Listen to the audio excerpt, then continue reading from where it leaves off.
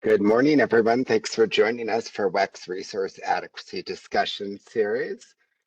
I'm going to take a look at an upcoming event to mark your calendars. WECC's offering our Grid Fundamentals course. This is going to be in person here at our Salt Lake City offices on August 22nd and 23rd. It's a two-day course. It is meant to be an introduction to the power grid and the fundamentals of the grid, looking at how the electric power system works, how it's managed, why it's managed. We review things like technology, operations, and markets. So please let your staff members know that might want to find out some more information about that. Again, August 22nd and 23rd here in Salt Lake City, and I believe a link to the chat just came through. I'm Travis English, WEC Senior Training and Outreach Specialist. We'll start things off by taking a look at the antitrust policy. All WEC meetings are conducted in accordance with the WEC antitrust policy and the NERC antitrust compliance guidelines. All participants must comply with the policy and guidelines. This meeting is public. Confidential or proprietary information should not be discussed in the open session. This webinar is also being recorded and it will be posted publicly. By participating, you give your consent for your name, voice, image, and likeness to be included in that recording. WEC strives to ensure the information presented today is accurate and reflects the views of WEC. However, all interpretations and positions are subject to change. If you have any questions, please contact our legal counsel. With that, I'd like to turn it over to Chris Raper. She's WEC's Vice President of Strategic Engagement and External Affairs. Chris? Thanks, Travis. And I just want to welcome everyone this morning. I think that this discussion is so important and incredibly timely. And the format is a little different than what we've done in the past. This panel is entirely populated by WEC employees, by some of well, we have all top-notch employees, but some of the people who are in the forefront of resource adequacy discussions, and particularly the summer outlook. So it being the beginning of May, we thought that this would be the perfect time to have a conversation with the people who are the ones who compile the data and run all the numbers that then help to inform the report that NERC will ultimately put out. And so we will take questions throughout the discussion today. And so if you have a question, send it in. We'll try and get it in a timely manner so that we don't lose the opportunity for whatever it is that is pertinent that we're talking about. But I want to get to the panel. So I will introduce, we've got Matt Elkins, who is a principal analyst with Reliability Assessments, Saad Malik, who's the director of Reliability Assessments, and Amanda Sargent, the senior resource adequacy analyst. So they have some really in-depth slides that I think y'all ought to pull off the web as soon as they're posted and available, because I think that they'll be valuable throughout the summer. And I am going to turn it over to our team to begin their presentation of the summer outlook for 2023. Thanks, guys, for being here. Thank you, Chris. My name is Saad Malik. I'm the Director of Reliability Assessments, and I have the honor of leading a great team of professional engineers, analysts that do really fantastic job on performing reliability assessments, which are essential for looking at the reliability risks that we might be facing. So today we'll be talking about our summer outlook, some of the work that we've done looking at upcoming summer season. Like Chris mentioned, that we do this as part of the process that NERC has set up to do this work. But we go above and beyond what NERC requires in our analysis, in that we look at each and every hour of the year, the entire year, and obviously the season, to look at the resource adequacy risk.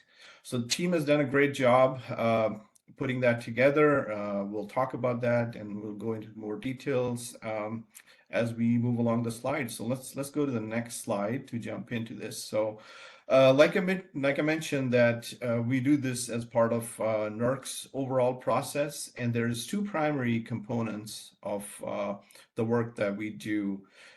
There's an analysis piece where we gather all the data, the loads and resource data, and we calculate the variability in each of those items for every hour. We put it through our in-house built model that Matt Elkins, you can see him there on the video. He's the pioneer and architect of building that model. We run it through that model, look at the results, and it's really to try to determine what is the resource adequacy risk at each hour of the year. And then today we're going to just look at the summer season and what is the outlook look for upcoming summer season. So that's one piece of the work that we do. The other piece is the survey and the findings associated with that survey. So there's a questionnaire that goes to our stakeholders, and we ask them some specific questions on what are some of the challenges that they're seeing beyond just looking at the data and analysis and that piece. And we get a lot of valuable information out of that questionnaire as well. And we'll be sharing some of that information with you all as well. So let's go to the next slide. So this is a really a high level, in a way, a spoiler slide that it's going to give you a high level of what our highlights are for the summer, and then Amanda will walk you all through the details of what this all means. So out of all the kind of different types of news that we get, so actually for this summer season, we have a bit of a good news to share compared to the last few years.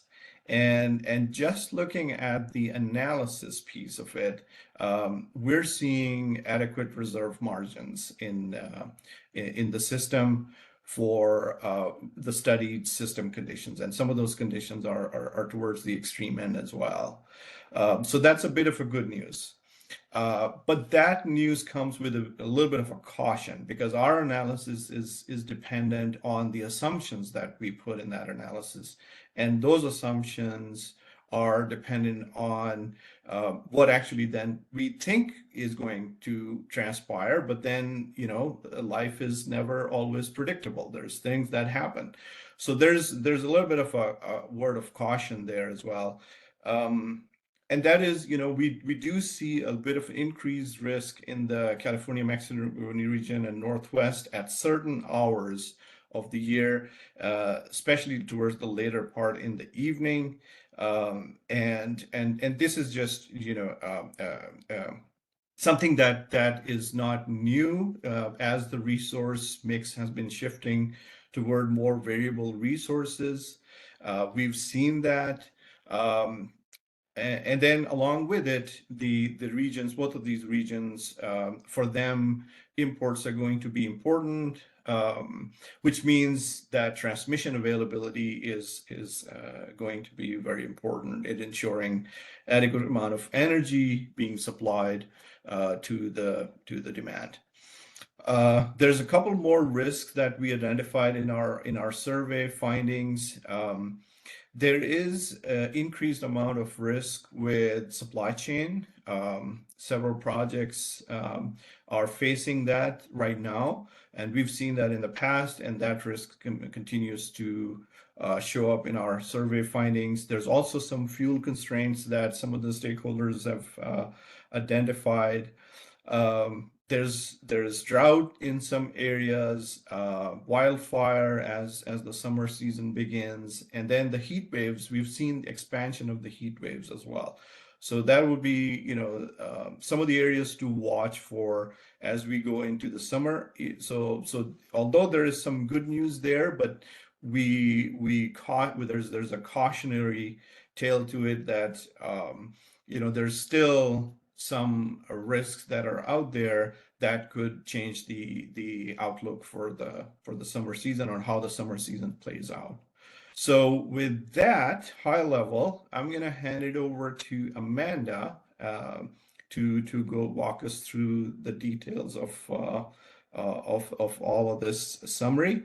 And again, before I do that, kudos to the team, Matt, Amanda, others who have done a fantastic job on this assessment. So with that, I hand it over to you, Amanda. Thanks, Todd. So the West as a whole tends to be summer peaking, but there are portions in the North that are winter peaking. And just to kind of set the stage, looking at the summer outlook, the Northwest has become dual peaking, and we've been seeing increasing record peaks for the past few summers, with 2022 setting a new peak last year at 167 gigawatts. Can we go to the next slide? So we collect data from all of the balancing areas across the West and plug it into the probabilistic model that Saad mentioned, our in-house Maverick tool. And we're looking at all hours, all 8760 hours when we run that. And we collect the data on load forecasts and historical hourly generation and loads once a year. And we're looking at how many loss of load hours are there adequate planning reserve margins, what's the frequency of the potential losses of load, and the timing, and then also imports availability. What kind of market tightness is there out there? Next slide. So here we're going to go into some of the external factors. Keep going. So fuel constraints, last year and this year, we've had balancing areas implement fuel rationing procedures. There's also labor shortages and strikes in rail transportation that increase the need to more closely monitor coal supply delivery schedules. And meanwhile, as you may have heard last week at the summer series, the drought has not abated evenly across the West. So many reservoirs remain below their historical average for this time of year for their storage levels, and it would take many wet years to refill those. Next slide. There are substantial supply chain disruptions continuing. These are affecting the ability to schedule maintenance outages in advance heading into summer, as well as connecting new generation resources, new transmission lines. There's many examples across the entire West of several-fold increases in both costs and timing delays. And then this isn't just for solar equipment, such as due to the tariffs that were an issue last year that we mentioned before. There's been a shortage of transformers. Many are looking to refurbished transformer options, shortages in cables and conduit, and the list goes on. It's causing delays to projects and pushing out those construction dates due to multiple material shortages. Again, affecting new business connections, rebuilding of lines, new lines, expansion and updates. Chip shortages additionally have caused drawdowns on inventories of meters. And then some balancing areas report human resource shortages in the current tightened labor market, which is increasing costs and contributing to continuity, construction, and reliability factors. Next slide. So we have around 13 gigawatts of new resources that are planned for coming online just between the beginning of the year, January 1st, and the end of summer. And there are a few, so these are tier 1 resources, and we categorize planned resources into 3 categories. Tier 1 are the furthest along. Tier 2 might not have everything checked off the list quite yet.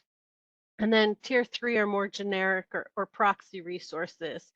So there are a few thousand more megawatts of new resources in some of the balancing areas plans that are set to come online before the end of summer, but they're categorized as tier 2s and 3s. So this is just looking at those tier 1s that are the most likely.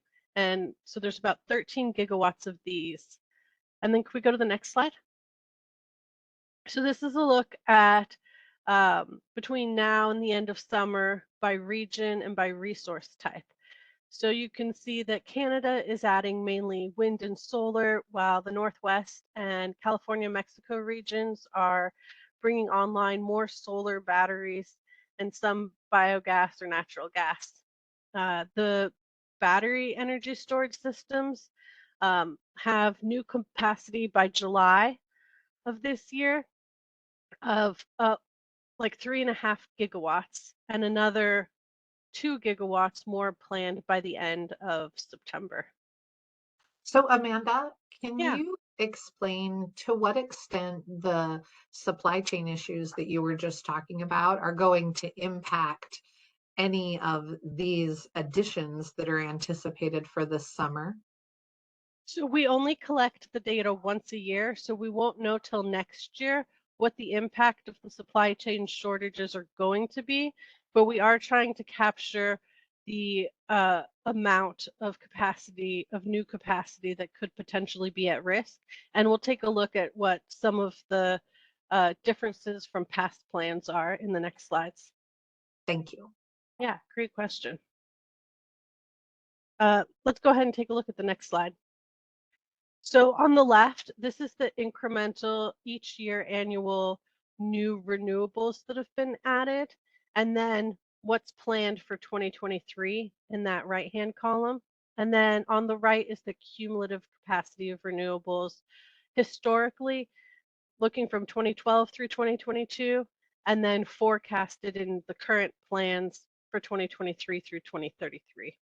So the capacity of energy storage increased 37.5% just between 2022 from the year before in 2021. But you can see here that there is significant increase in what's planned to be brought online in 2023 compared to what actually has been brought online in recent years past. And can we take a look at the next slide? Yeah, real quick, if you can go back. So, yeah, I just wanted to jump in there. Yeah, so on this one here, I mean, I think the point really is getting at that, we're expecting exponential growth in a lot of this, but we haven't quite seen it yet. I mean, if you look at that historical on the right there, it's been pretty linear growth. But I think we're really at that point where this is the turning point where we have to really start seeing a huge ramp up. I mean, the 13 gigawatts that's included in this by this summer. I mean, that's a lot of resource to bring online with supply chain issues and things like that. So, And Travis, to your point, Travis, did the BAs provide any information on resources that they're worried might not come online, even though they were reporting that they're scheduled to come online?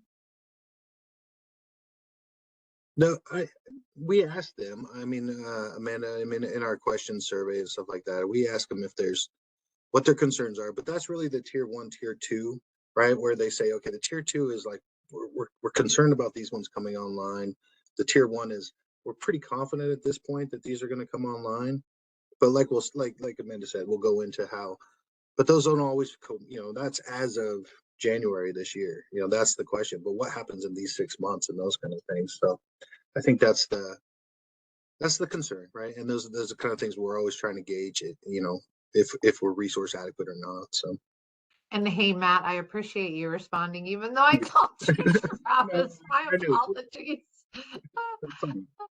Thank you for the explanation. Yeah, that leads us well into the next one. So there's always deviations from the plan year to year, usually small ones, but you can see in 2022, there was a large deviation in what was planned for solar capacity to come online in 2022 versus what did. Part of this was due to the solar tariffs last year. Part of it is due to supply chain issues. We also saw an increase in the energy storage that was not able to come online, in part because it was usually a hybrid resource with the solar. No, and I think that's exactly the point. I mean, solar has definitely gone into that exponential growth part. And you can start seeing that this was just even last summer that now that we're into that exponential for solar, we're seeing this. But if you go back a slide, I mean, the battery now is going into that exponential, you know, you can see that there, the red, reddish color. That's the, you know, we're getting into that. So is there going to be significant delays? We haven't seen that yet to date, but we haven't really been in that exponential growth of batteries, which we're starting to see right now. So that's the concern. Where are we at with these, and how much is going to make it online? When do they say that it's going to be online, and those kind of things?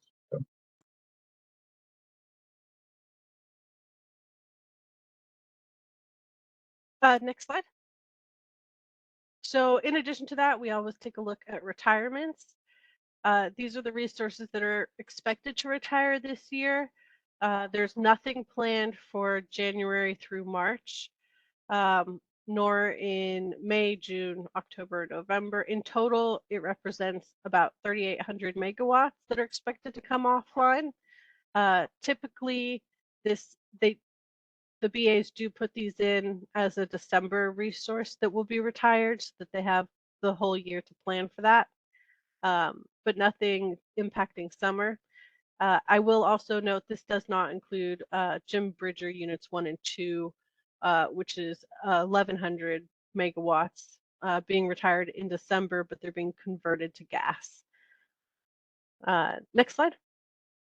We often get asked about electrification. So we surveyed our members to see if they are incorporating electrification into their expected demand forecasts. And we asked this question on 3 fronts, whether it's transportation electrification, building electrification, or industry electrification. And we found that a good portion, 40%, are already including electrification in their forecasts. Another 40% are partially including it or creating separate forecasts for those. A few of our balancing areas aren't demand serving, so it's not applicable to them. And only a couple of our BAs are not yet incorporating electrification into their forecasts. Next slide. So here we're going to start diving into some of the results for what the summer outlook looks like as far as resource adequacy and reliability. So in Canada, this is just to show, this is a combination of Alberta and BC. And we wanted to, staying on demand, show that there's a range of where demand could fall. So the expected is that middle column, but if you go up to like the 90th percentile, it could be somewhat higher. Neither Alberta nor BC are showing any hours with demand at risk. And with their anticipated resources, they're expected to have adequate reserve margins. Next slide. So this slide is going to help explain the next few. This is kind of the scenarios matrix. So we're going to look through a few graphs that show what the potential loss of load hours are. And so the top 2 quadrants of graphs are islanded, so no imports allowed. The region has to stand on its own. And then the bottom 2 do allow imports. And then the left-hand side is only including the existing resources. And then the right-hand side says includes, yes, those tier 1 planned resources.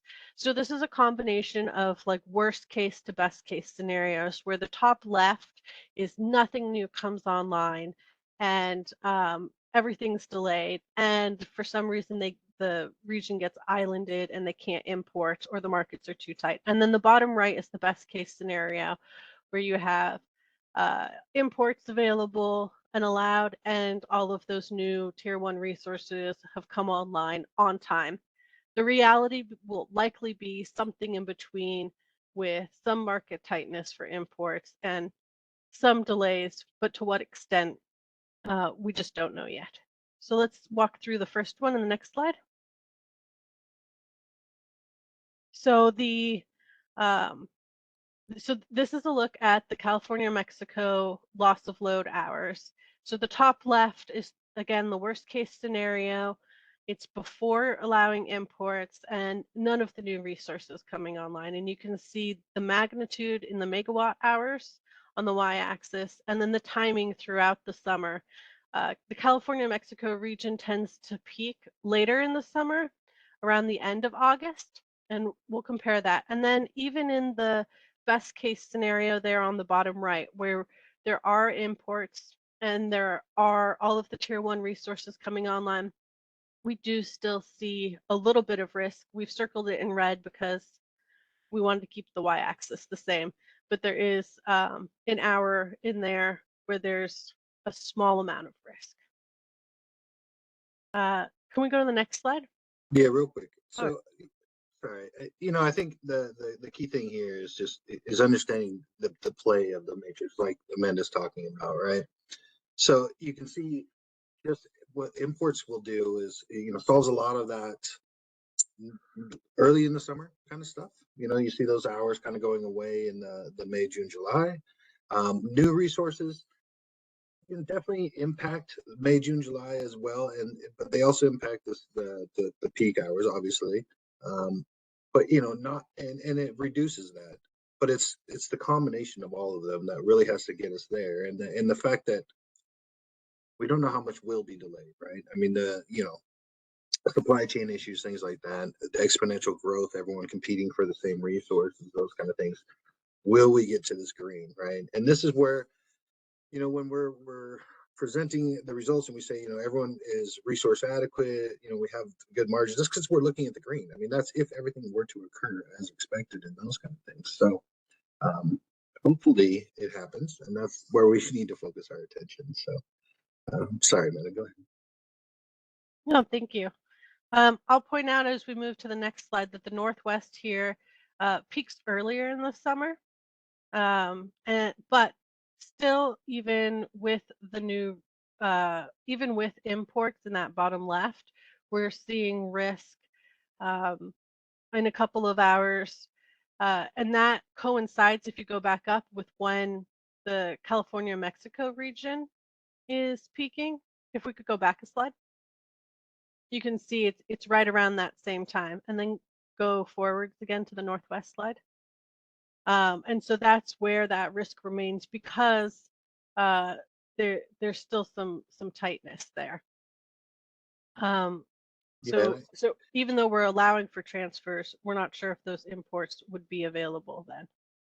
Right, and that's the key to think about there. Is, I mean, you can look at this and you can say, well, with existing resources, if I were to I can import right now and shore up a lot of that risk. Just looking at the two on the left-hand side. So, obviously the question becomes, do we need the new resources? Yes, because this is assuming that the transmission's available, that the market's available, and those kind of things. And what we've seen with the wildfire, that Saad pointed out, that's another risk. The summer outlook series that we had last week talked about the meteorology and all that. I mean, there's so much risk associated with, is that transmission going to be available? So that's the key. It's like, you still need to build the new resources and have the transmission to ensure that we're there, that the market's available for that. And like Amanda's saying, it's, especially in that summertime, the August, September, those hours are going to be hard to mitigate if California, Mexico area is also trying to mitigate their risk at the same time. So that's kind of thing. Yeah, and then we can go ahead and take a look at the Southwest. So again, similar situation with the planned resource additions coming online on time and allowing for market liquidity for imports. The Southwest shows no risk of loss of load hours, but there is still a risk if you're looking at any combination of either less of the tier 1 resources coming online, or certainly if they were islanded for any reason. Amanda, on this Yeah. slide, the upper right quadrant shows significantly less risk than the prior two slides did for that particular scenario. Is there a reason why the Southwest has less risk under those circumstances than the other parts of the region? Yeah, Matt, do you want to take that one? For sure. I think it's what types of resources are coming on and what it's adding to the resource mix, right? And so you'd have to go back to the, the looking at which region, which one's building what. So I forget what slide that was. Let's see if we want to go back a few. But anyways, I think there's a lot of battery coming on down there that's really shoring up a lot of that, where they're not so much relying on the transmission and the markets and stuff like that. Also assuming that the hydro is available and things like that, which we know with the drought conditions, not always available. So we factor that in as well. But I think that's the thing. It's what kind of resources are you bringing on that change your portfolio mix. And another point I want to point out, I mean, if you go back a slide also from to the northwest, is that it's not only just, do we really need these resources? Yes, this is just this summer, right? We know from the Western assessment that if you've all read the Western assessment resource adequacy, these risks are growing over time. We need these resources now, and it's better to have them now, shore up our summer, not rely on market and stuff like that, so that the next couple of years, and that's really what we're seeing, is that once we started pointing out, or everyone is aware of the risk and the summer risk going on, that they're like, okay, we need to get in front of this. We've accelerated a lot of this, these resources into this, first couple of years. So that's really what we're seeing here, is everyone trying to get it done now, which is great, and it shows the result. But if any of this is delayed, that's the problem. So that's really yeah. Go ahead. Oh, sorry, Matt. Well, I was just going to, along with that question, it makes me think about the RAP program that is now in a voluntary state, but will be in a mandatory in a couple of years, I think in less than a couple of years. So I'm wondering, does any of this data show what impact we believe that RAP program will have on the availability or transfer capability of these resources? No, I don't know that it doesn't show the impact of the RAP, but I will say that the RAP program is a great program. These are what we need, right? And so what they're doing is actually balancing all the resource adequacy in the near term, right? This year in 18 months, they're looking this 18 months. So by then the resources are built, we're hopeful and all that kind of stuff. And so they're kind of going, all right, where can we ensure that we're not overbuilding the system, that everyone's building their own islanding? I mean, because we can share resource adequacy. So that's really the benefit of the RAP. The RAP's a great program for that kind of stuff, but all of that coordination is more on the operation side, and this is looking at the planning side of things, available, what's those kind of things, and it kind of gives us a mark for, look, even though the 10 years that we're looking at, and I know this is not on the Western assessment, but even though we're seeing a lot of this risk, in the near term, we're doing the right things to shore up that risk, and the RAP is part of that, balancing all that and those kind of things. So, thank you. Mm-hmm.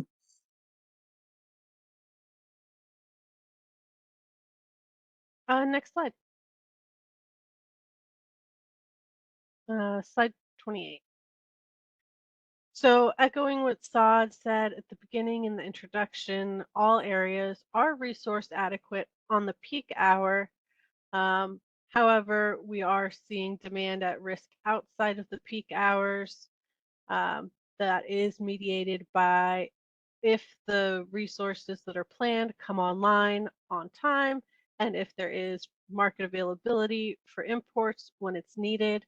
However, we heard very loud and clear from our stakeholders that there are significant ongoing supply chain issues and fuel constraints that could impact connecting those new resources, scheduling out the needed maintenance before summer, and potentially the availability for transfer capabilities.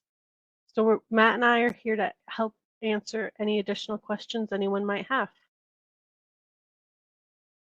Thanks, guys. Appreciate all of the great information. I think that the slides will be downloaded a ton between now and the end of the summer. I think that it's really important to a lot of the people who listen in on these calls, a lot of the policymakers that are worried about whether there are enough resources in the interconnection to get us through the summer without some blackouts. So for any of you, I'm not sure which of you may have the benefit of this information, but does WECC have any particular insight into when supply chain issues may resolve? So I think that's a really great question, and we definitely get that. But it is a question more of geopolitics and economics that WECC doesn't typically delve into. Matt, do you want to add anything to that? I had to find the mute button. I was looking at it. There's some resources, but no, I think I think the key there is one of the things you got to think about is the supply chain issue is more than just. I mean, there's workforce issues. There's just the little components that go into the components that go into our solar panels and things like that. I mean, those are the kind of things that I'm not sure. I think if the market were to, I think it's an economics thing, which is great because I love talking economics. But even if the economy corrects itself, and because we've seen this, the economy and all this kind of stuff, the question is the exponential growth that we're going to see over the next 10 years going to lead to just continuing the supply chain issue for our industry, even though the economy fixes itself? I mean, there's supply chain issues in every industry right now, but if all that evades itself, because we're exponentially focused on growing, are we going to continue to have these issues? And we just don't know, that's the thing. So. Okay. Grace Anderson has her hand up. So if she'll delay just a moment, we can unmute her and then she can ask her question for you. For unmuting me. Can you hear me? Go ahead, Grace. Okay. Yep. I'm just so pleased with what's happened this last hour. I'm smiling. This is so refreshing to have it be the WECC staff who's doing this presentation. Expertise, content. The message is very clear. The graphics are pretty simple but yet appropriate. Content is great. The tone is good. This really speaks to the progression of capability that the West has been able to support WECC moving into this area. So really nice job, guys. And I'm gonna send a text to Melanie and make sure she knows. For today, I'm going to make 2 points, and one is a question and one is just a query for follow-up later. Electrification, you talked about. We've always had, problems figuring out what's in the balancing authority's load forecast. How are they handling efficiency, all those questions. And just wondering, are you getting that sort of 40% from a survey, or are we moving in the direction of standardizing through the NERC data filing requirements how electrification is treated consistently across all balancing authorities? It hasn't been standardized yet, although we have been exploring new codes for the load data that we collect annually. And the information that we received on electrification was collected through the survey, and asking specifically about the building industry and transportation electrification components in their demand forecasts, whether they're included yet or separately. So I guess an important, midterm direction there is to keep track of what kind of changes do we need in the LNR instructions to explicitly address electrification, and how long does that take in terms of changing a NERC standard or filing data directive, because a survey is good, but that doesn't get us into really the specifics, the details, nor is it consistent across. And this is going to become more and more important over the next 10 years or farther. So my second point is just let us all try to be the same concept of wrap, and I'm totally supportive and fully on board. And this is a huge, unbelievable progress in the Western Interconnection, and it's going to reveal information that is invaluable to those who are participating, although it's not clear that there's going to be transparency in the clearinghouse sense for for everyone in the West. But I think that the date at which this becomes mandatory, if we hear, say, what Sarah said to WECC, at the last meeting, I think that date keeps shifting forward in years, and I don't know exactly. Part of me thinks, well, that's 28. We're at 23. So when exactly can we count on REP, actually being a mandatory program? And that's not the end of the world. It's providing huge value right now, and whether or not it's mandatory. But I'd like to remember that date sometime going forward offline. Thank you. No, and I think Yeah. you bring up a great point, Grace, on both of those. Is that it's all about the coordination. It's about the collaboration, the discussing. The RAP is a prime example of bringing people together to really focus in on this issue, and trying to improve the system, to keep the system reliable and things like that. And I think you're seeing that a lot more. Going back to your electrification discussion about, are we incorporating all this? I think people are actually asking the same question, like, what are my neighbors doing? That's what we hear a lot. We're setting up a resource adequacy group where we can get together and talk about these kind of things. And really, that's people are interested in making sure that we're comparing apples to apples, because there is reliance on market. They don't want to overbuild, right? We don't want to do that. So yeah, I think you're starting to see that a lot more, and I think it's great. So, one more point. I noticed this term market availability has crept in, and I'm not sure I've seen that before. That's all that kind of, what is it that you mean by that? And obviously it's, are the markets performing? Is the transmission there? Is the energy there through the market to cross the transmission line? How are we going to use that term or understand it? right. Yeah. I would just say, we're basing it just on, is the energy available? I think that's for the resource adequacy thing. When there's demand at risk, that's the one thing the model's trying to do, is say, okay, you're at risk based on your portfolio and your demand variability, but is there energy in the system somewhere else? We're just calling that a market, just talking that way. We're not looking at the specifics of a market, but that's the idea. Just knowing, is there enough energy available in the system somewhere that you could feasibly tap into, to mitigate this risk? So, good point. You might add that in parentheses there in your third conclusion, so people don't run off onto some new concept that isn't even intended. Okay, thanks, Amanda. Sorry to interrupt you. Those are great questions. Oh, go ahead. Yeah, I just wanted to say, appreciate the compliments to the team. I think they did a terrific job putting the slides together for this discussion today. And I think it shows really well how we're looking very specifically at what the needs are, and trying to be really honest about what might happen depending on extreme temperatures. And there was a question also that came in while you all were talking about the electrification issue. They were looking for a little clarity. Are you talking about just transportation electrification, like fleet vehicles, or are we talking about electrification, an effort for electrification across the board?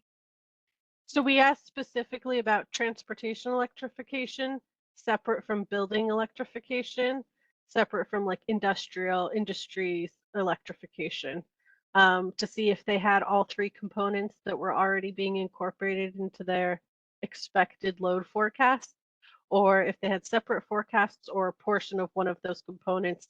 So under the 40% that are partially looking at electrification, some of them might only be looking at transportation electrification, or only at building electrification, for example, due to local fuel switching mandates on new construction.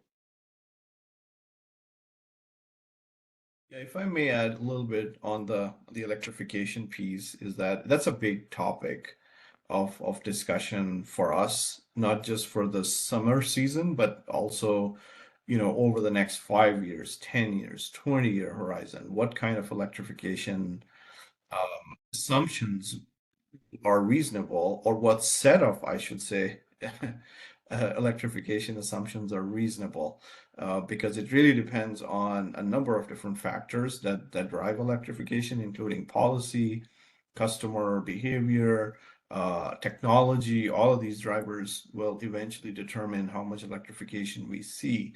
So even though this particular analysis is focused on the current summer, we have other analyses that we're doing that are in the 10-year, 20-year horizon for this year, and hopefully we'll be sharing those results with everybody, as to what type of impacts we could see with various different types of electrification assumptions. And actually that's one of the studies is focusing on that for our study program as well.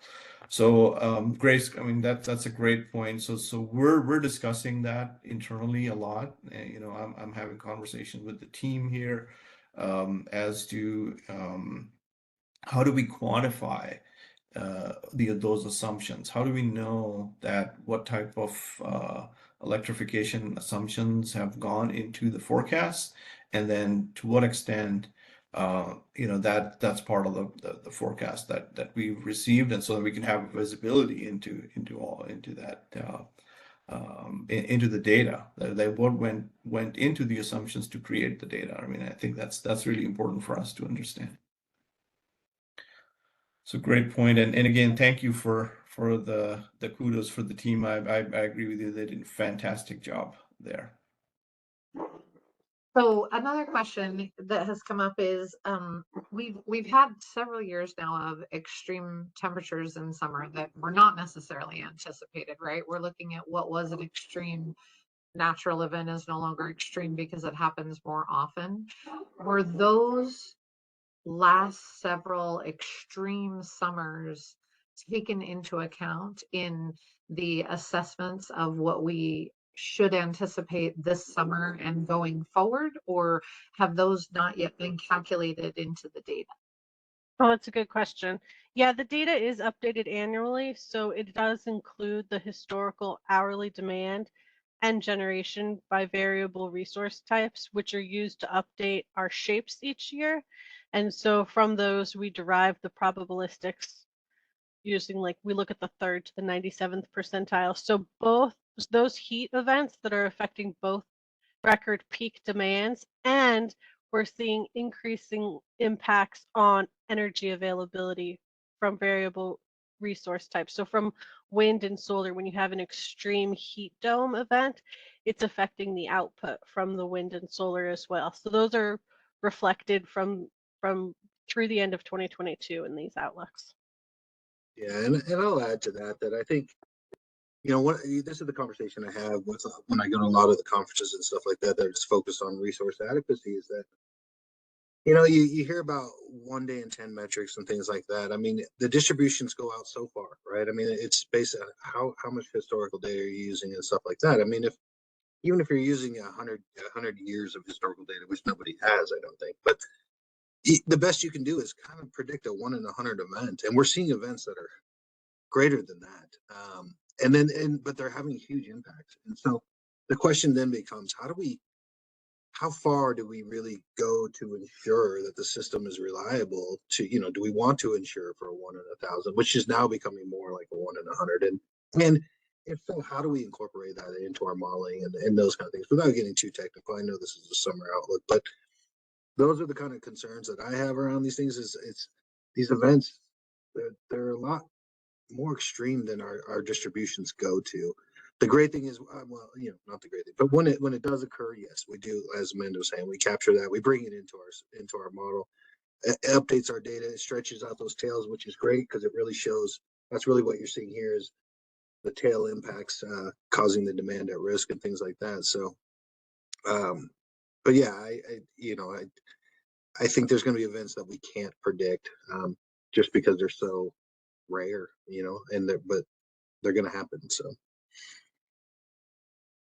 Thanks, guys. So I'm going to try and capture a question that was asked on drought. I think it was Saad mentioned at the beginning that our drought / aridification concerns are not are not completely ameliorated by one, good year of snowpack and rain. And so the question is around how big of an impact does that situation have on generation? And is it localized where if the Northwest experiences it, the Southwest does also, or no? Are we having bigger issues in some places than others where that lack of getting the reservoirs full, from just one year's water, won't actually solve all problems? So I'll try to answer first, and then Matt, feel free Sure, to sure. add on. So we are seeing localized reservoir storage levels that are right at average, or have like Shasta Lake, for example, has exceeded the average storage level for this time of year. But there's significant areas in the Southwest and in the eastern part of the Northwest region where we're still below average. So even though we have had a very wet year in some parts, others continue to be in drought. One of the things that affects is we're looking at the range of probabilities of hydro's availability. And so because we're doing this probabilistic based analysis, we can look as low as like the 3rd percentile of hydro availability up to the 97th and combine those different types of scenarios in our analysis. Matt, Yeah. do you want to add to that? No, and I think the key is, we've heard a lot about this, the summer discussion last week, which a lot of it, which, it was surprising to me was that, one of the comments was as the reservoir gets lower, it takes more water to produce electricity than when the water is full or when the reservoir is full. And I guess I never had thought about that. I'm not a hydrologist, but you start thinking of it, and I think it was like went from like 2 feet acres to 3 feet. I mean, it was a significant increase. So even though the water's there, we still don't have the highest levels. We don't get as much pressure, so we still have to. Anyways, it's a combination of all that, and I was surprised by that. The other one was that the ground is dry and tough. I like to think of it as like you wax your car, and then when the water hits, it beads off and rolls right off. That's really what's going on here. The ground is so hard that the water's hitting it, but it's not soaking in. It's not penetrating into the ground. It's just rolling off. And can we capture all that? Some reservoirs are capturing a lot of that, which is great. Some of it is just going straight out to the ocean, right? I mean, that's just the lay of the land, literally.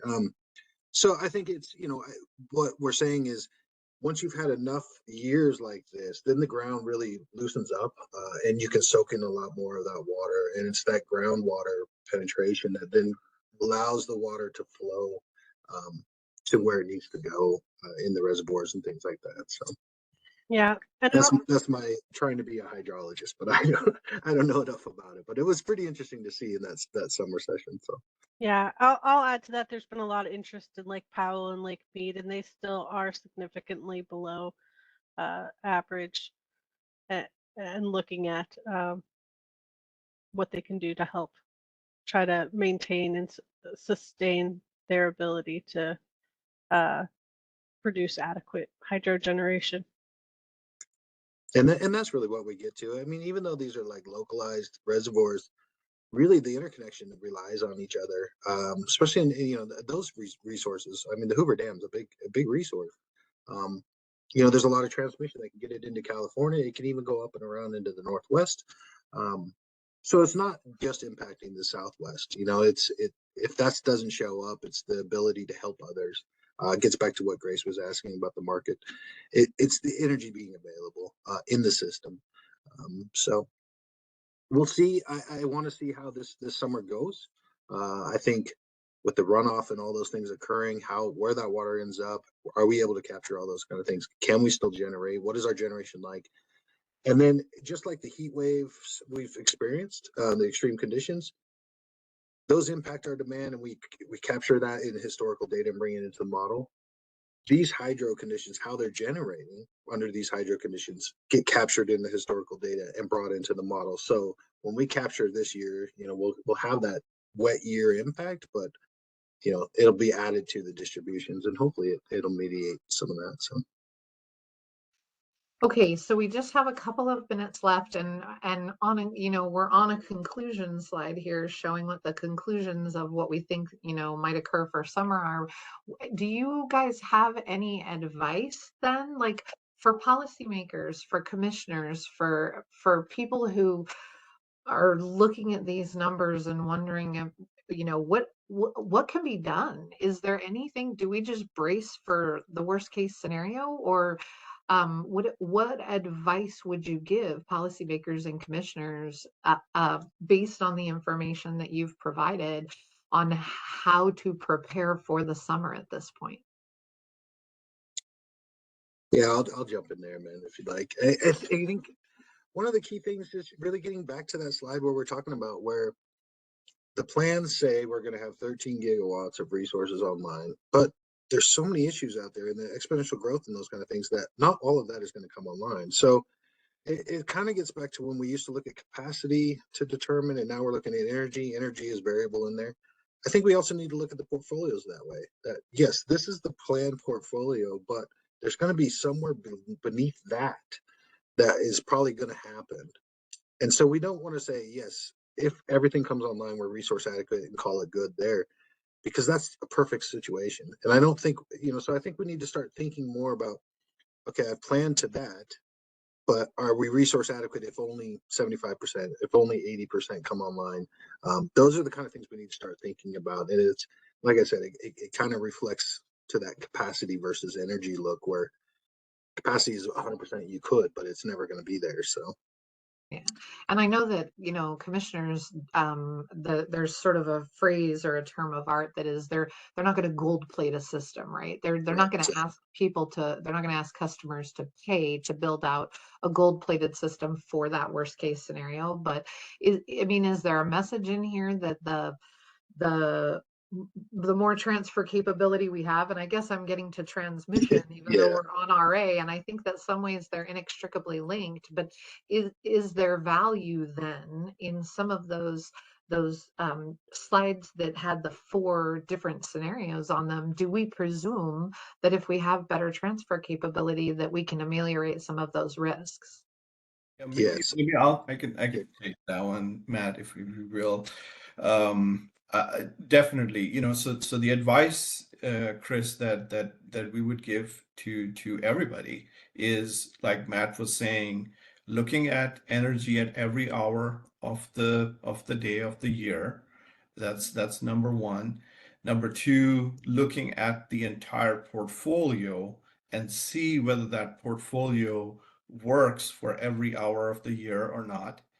And then, when we talk about extremes in weather and variability in generation, transmission plays a key role, is being able to have that transfer capability from one region to another.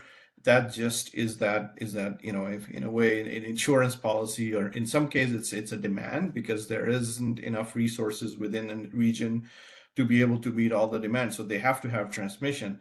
But even those regions that do not, that might be sufficient, it's still important that there be transfer capability for some of those extreme conditions, depending on their systems needs and whatnot.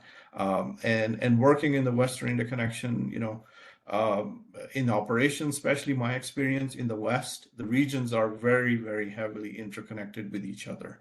There's, it's just the geography of our system is just that one region impacts another. It's just, you can't look at it in a segregated manner all the time. Like, there's certain system conditions in which regions heavily depend on each other. So then having transmission and looking at transmission and resources as a system is really important as well. That it's especially in terms of planning. Anything you want to add? No, I 100% agree. I think, sorry, Chris, it's just, we got to think of it as transmission and generation, both of which are resources. And so are we resource adequate, right? I mean, that was how we need to start thinking about resource adequacy. And for the longest time, it's been resource adequacy meant just the generating resources, but it's got to be transfer resources. And I mean, obviously they're not resource, but you know what I'm saying? It's part of the system. So anyways. Matt, you got a couple more times that you can step on me without incurring any wrath because I called you Travis. So I want to thank you guys for being here. Saad, Amanda, Matt. You are such important members of our team. I love the material that you presented. I think we'll have a lot of questions into the future on this. And I think it's really valuable for our stakeholders to be in possession of this information as we go into an unknown summer situation. So I'm going to thank you and pass it back to Travis to close us out because we are at the top of the hour. Great, Chris. Thank you. I echo the gratitude for the presenters today. I appreciate you, and to the participants. If you've been following the resource adequacy discussion series throughout the last year and a half or so, you know that these discussions happen on the first Thursday of the month. That is not the case for June, folks. We are going to be meeting on June 8th due to some scheduling constraints. We're going to be on the second Thursday of the month at 10 a.m. So mark your calendars for that. More information to come as the discussion series continues. Again, thank you everyone for joining today. Thank you all. Take care, guys. Thank you. Have a great day.